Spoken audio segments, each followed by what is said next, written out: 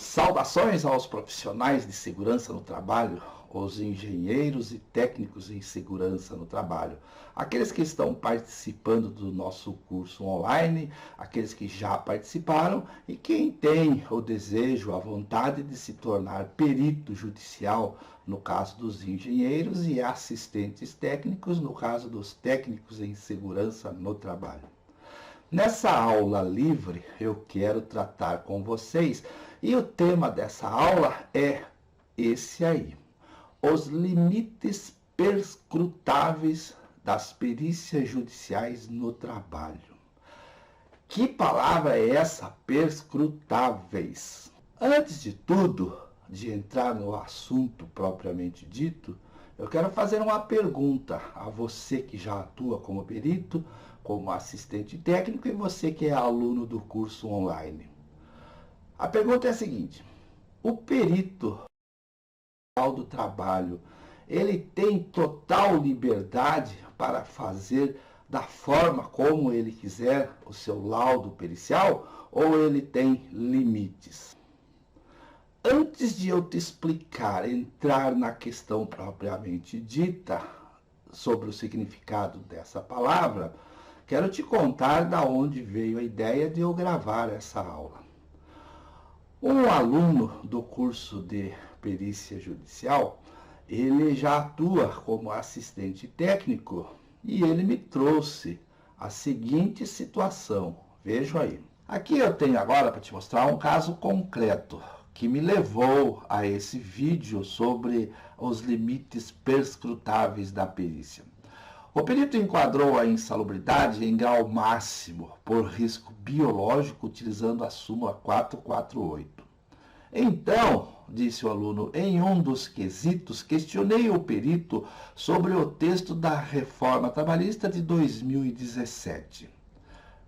Aí ele explica ali rapidinho o artigo e o parágrafo da Reforma Trabalhista. E a resposta, então, do nobre perito experto do juiz foi esta: este perito pode utilizar-se de todo o arcabouço jurídico na elaboração do seu laudo pericial. Será mesmo que pode? Será que tem razão o expert do juízo, o perito, dizendo que ele tem o direito de utilizar todo o arcabouço jurídico na elaboração do seu laudo pericial? A resposta é não. O perito não tem o direito de usar todo o arcabouço jurídico na elaboração do seu laudo. E logo adiante eu vou te explicar por que é que o perito, nesse caso, está enganado. Mas na sequência, antes de explicar o porquê do não ao perito, eu quero te falar um pouquinho sobre a reforma trabalhista, que de alguma forma proíbe o perito de utilizar essa súmula 448. Veja aí. Em 2017, houve o que você conhece, já ouviu falar, a reforma trabalhista. E essa reforma trabalhista trouxe uma série de modificações em vários artigos lá na CLT. E uma das mudanças que essa reforma trouxe foi nas perícias judiciais do trabalho. Tem muito profissional aí atuando como perito. É o caso desse exemplo que eu trouxe agora há pouco, de que desconhece a reforma trabalhista no ponto em que mexe na perícia judicial e principalmente no uso dessas súmulas. Essa, por exemplo, que o perito usou aí, a súmula 448, é aquela que, por analogia, compara as atividades de limpeza de banheiros com grande movimentação de pessoas, compara lá com o anexo 14 da NR15, compara o lixo urbano, concedendo ao empregado o direito adicional de insalubridade por exposição aos riscos biológicos em grau máximo de 40%. Acontece que, desde 2017, está proibido o uso de súmulas para se criar direito que não existe lá na CLT ou nas normas regulamentadoras. Então, é o caso aqui, em relação ao risco biológico, está escrito lá que tem direito ao adicional de insalubridade, 40% a pessoa, o empregado que mexe nas atividades de lixo urbano. E essa súmula 448, você tem outros vídeos, aulas aí sobre esse assunto, ela veio trazendo essa comparação, ela veio acrescentando um direito a mais para o empregado lá no anexo 14 da NR15, comparando a limpeza de banheiros com o lixo urbano. E essa reforma trabalhista diz o seguinte, vejam aí, a Lei número 13.467, de julho de 2017, no seu parágrafo 1º, diz: o direito comum será fonte subsidiária do direito do trabalho. Até aí, você não precisa entender nada. No parágrafo 2º, diz: súmulas e outros enunciados de jurisprudências editados pelo Tribunal Superior dos Tribunais Regionais do Trabalho não poderão restringir direitos legalmente previstos, nem criar obrigações que não estejam previstas em lei. Então, o que acontece? A súmula 448, qualquer súmula, seja do TST ou do TRT, não são consideradas leis. São entendimentos desses tribunais que os juízes passam a aplicar sem se considerar como uma lei. E isso, dentro do direito, é plenamente aceitável. Agora, o que ocorre é que essa reforma trabalhista veio dizendo que é proibido, que não se pode mais utilizar súmulas, como no caso dessa 448. Então, o perito aí no caso, ele fez a perícia lá no local de trabalho, era a limpeza de banheiros, e o perito aplicou ali no seu laudo pericial, na sua conclusão, a súmula 448. E foi o caso que o colega aí fez a pergunta, o questionamento, o quesito de esclarecimento, perguntando para o perito se estava correto ele usar a súmula 448. E o perito respondeu que está certo sim, que ele, como perito, poderia utilizar-se de todo o arcabouço jurídico na elaboração do seu laudo. E isso não é verdade, sabe por quê? Muito bem, agora eu vou te explicar duas coisas. Eu vou te explicar o que são os limites perscrutáveis na perícia e vou te explicar por que é que o perito não pode utilizar de todo o arcabouço jurídico na elaboração do seu laudo. Você que é aluno do curso de Perícia Judicial no Trabalho, que já concluiu o curso, sabe do que eu vou falar, do que eu estou falando. Você que ainda não participou do curso e tem interesse, vai lá e se inscreve. Vou te adiantar já esse assunto. E você que já atua como perito, como assistente técnico, que não tem conhecimento desse assunto, fique ligado, preste atenção. Eu tenho visto aí nas redes sociais alguns profissionais engenheiros de segurança do trabalho ministrando cursos de formação de perito. E não obstante esses profissionais terem um vasto conhecimento da matéria de engenharia, na matéria de insegurança no trabalho, fica uma grande lacuna nos ensinamentos desses profissionais os aspectos jurídicos que envolvem a perícia judicial. Então, eu tive um contato com um aluno desses cursos que, numa conversa, ele me disse: eu aprendi lá no meu curso de que o perito, ele é os olhos e os ouvidos do juiz e ele pode fazer o que ele quiser. E isso não é verdade. Existem os limites.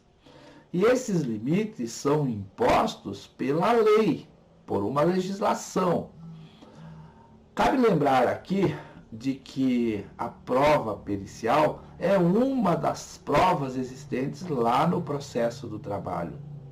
O empregado reclamante, o seu advogado, vai utilizar dos meios de provas que são admitidas em direito para convencer o juiz de que o seu cliente tem razão. o advogado da empresa vai utilizar dos meios de provas existentes e permitidos para convencer o juiz ao contrário, de que o empregado não tem o direito ao adicional. E esses meios de provas são 4 provas, basicamente. As provas documentais, que são os documentos que as partes, que os advogados juntam no processo. As provas testemunhais, que são as testemunhas que tanto o empregado quanto a empresa trazem em audiência. Aí nós temos a terceira prova, que é a prova técnica pericial. É essa em que nós estudamos a perícia judicial no trabalho. E o quarto tipo de prova são as provas emprestadas, que só os advogados podem utilizar para convencer o juiz, extraindo peças de outros processos que têm pedidos idênticos para mostrar para o juiz, olha, já teve um caso igual esse que foi julgado assim, assim, assado. Então, o perito, ele, na produção da prova técnica pericial, na perícia, ele está obrigado, ele está limitado pelo que está disposto lá no Código de Processo Civil, no artigo 473. Lá na seção 10 do Código de Processo Civil, trata somente da prova pericial. E o artigo 473 traz uma relação bem forte que limita o perito dentro da sua atuação. Agora é o seguinte, por que que o perito não tem o direito de utilizar de todo o arcabouço jurídico? Porque a prova pericial é uma prova técnica. O perito, ele é designado pelo juiz para ir até o ambiente de trabalho onde o ex-empregado executava as suas atividades para verificar as condições de insalubridade existentes lá naquele local. E para a realização dessa prova técnica pericial, o perito deve utilizar-se de todo o arcabouço técnico à sua disposição para a averiguação dessas condições nos ambientes de trabalho. E quais são esses, entre aspas, arcabouços técnicos? São as metodologias contidas lá nas normas de higiene ocupacional, na NR15. Quando o perito vai fazer uma verificação de ruído, ele deve elaborar a dosimetria de ruído de acordo com a NR15, o anexo 1 e 2, e da NHO 01. Quando se trata do calor, da mesma forma, o perito ele está obrigado a utilizar-se do arcabouço, da metodologia do anexo 3 da NR15 e da NHO 06, que tratam da quantificação do calor nos ambientes de trabalho, do calor artificial. E assim nós temos, por exemplo, no caso da vibração, a NHO 9 e 10, que trata da vibração de mão e de braço e de corpo inteiro. Então, ao perito não cabe, não tem o direito de utilizar-se do arcabouço jurídico. Ele é obrigado a obedecer o arcabouço técnico, as metodologias. Quem vai utilizar de todo o arcabouço jurídico são os advogados. Em relação às súmulas, quem pode utilizar das súmulas da jurisprudência para convencer o juiz são os advogados. No caso Intel aí da insalubridade pela atividade de limpeza de banheiro, o perito deve ir até o local, fazer uma análise e dizer, olha, é um banheiro de um shopping, por ali transitam 2.000 pessoas por dia, tem que se fazer a limpeza de hora em hora, tem que catar o papel, tem que passar pano, tem que limpar o chão. Então, ao perito cabe analisar o ambiente de trabalho e dizer para o juiz o que é que ele viu lá, quais são as condições que ele viu. Aí, ali terminou o trabalho do perito. O perito não deve usar as súmulas para dizer para o juiz, olha, o empregado tem o direito pela súmula 448. Porque quando o perito faz isso, usa as súmulas, ele ali acabou com a sua imparcialidade. No momento em que ele registrou a súmula, ele está advogando para o empregado, dizendo que o empregado tem o direito com base nessa súmula. E ao perito não cabe dizer se o empregado tem ou não tem o direito. Ao perito cabe analisar o ambiente de trabalho e mostrar para o juiz, olha, o ambiente é esse. Aí os advogados é que vão usar dos arcabouços jurídicos para convencer o juiz. O advogado do empregado vai dizer, excelência, o perito disse que é um banheiro com 2.000 pessoas que transitam por ali, que tem que limpar vaso, tem que catar papel, tem que limpar o chão. Então, excelência, diria o advogado do empregado, aplica-se aqui a súmula 448, em que equipara esse tipo de trabalho com o lixo urbano. Então, o meu cliente, o reclamante, tem o direito aos 40%. Aí vem o advogado da empresa e diz assim, não, excelência, o reclamante não tem o direito. Por quê? Porque a reforma trabalhista de 2017 proíbe o uso de súmulas para criar direitos que não existem. Então é assim que funciona. O perito não tem o direito de usar esse arcabouço. Os advogados, sim. Então, o nobre perito, aí no caso concreto, ele está equivocado. Ele não pode utilizar de todo o arcabouço jurídico. Repetindo, ao perito cabe tão somente avaliar o ambiente de trabalho e dizer para o juiz, olha, o que eu vi foi isso. Agora, se o empregado tem ou não tem razão, vocês aí, você juiz, vocês advogados, é que vão discutir e ver dentro do arcabouço jurídico se o empregado tem ou não tem o direito.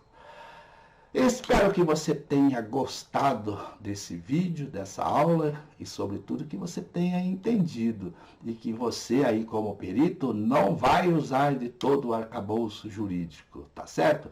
Deixe que os advogados e os juízes usem desse arcabouço jurídico. E você, perito, use de todo o arcabouço técnico, de toda a metodologia da NR15 e da NHO, das NHOs da Fundacentro.